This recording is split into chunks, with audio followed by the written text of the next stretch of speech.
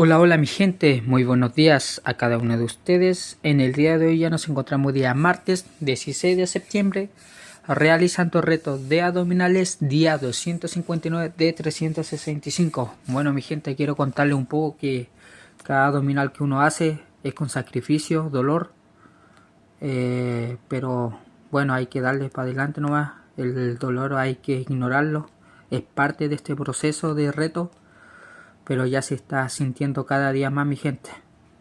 De repente dan ganas de rendirse, pero no es la idea. La idea de este reto, como lo digo siempre, es dar lo mejor de uno. ¿Me entienden? Así que eso, mi gentecita, quería comentarles que cada día que pasa es un sacrificio más que suma cada día.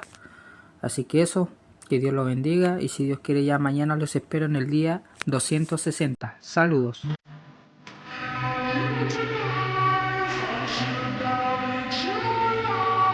Just like